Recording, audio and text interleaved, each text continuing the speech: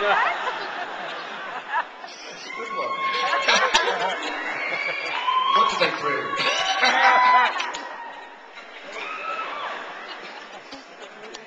It's like the Miles Davis album that never happened, you know. Wankers Brew.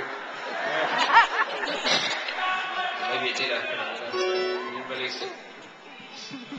Okay, well, next song's got a bit of a story attached to it. Because I was writing this song, and the idea behind it was my conscience coming to call. And the first time was, and then the doorbell rang.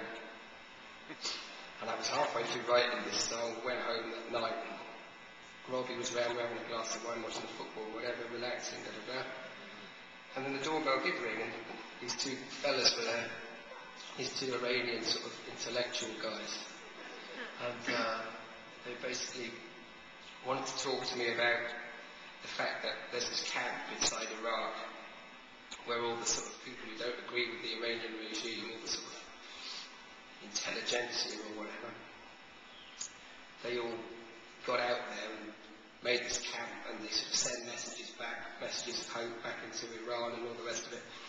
But it's been bombed very heavily and what have you, and suddenly there's a deal being done to ship them all back where they knew they were just going to basically get killed or tortured or whatever. Anyway, it was a heavy thing. And it kind of caught me off guard completely, because normally I just sort of go, you know, not tonight, thank you very much. But I suddenly found I was right in the middle of this thing. 5 minutes in, they were showing me footage of people being hanged and crazy things. It just blew my mind out. And it went on, and after like 15 minutes, I thought, Christ, I'm going to get out of this. Do you know what I mean? Like, this has gone far enough. So listen, I'll make a donation. And they sort of looked at me, and they were very, very gentle people. They were like, that's fantastic. So I got my checkbook out, and I thought I was being generous, and I made a big check out, gave it to them.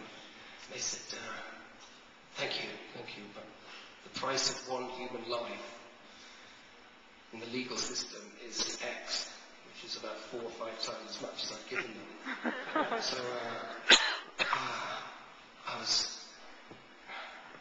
I thought, well, how can I not now give them that money? They had me completely, it was done, sewn up like a kipper. So I made another check out, and I gave them the check.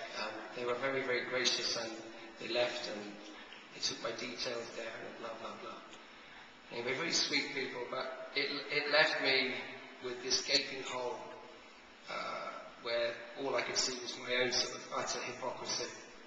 And it's a thin veil of hypocrisy that basically keeps our society as happy as it seems to be most of the time. So, ruled by these insights and sort of gargantuan sense of self-loathing, I finished the song off the next morning, and this is what came out. So this is called Breathe.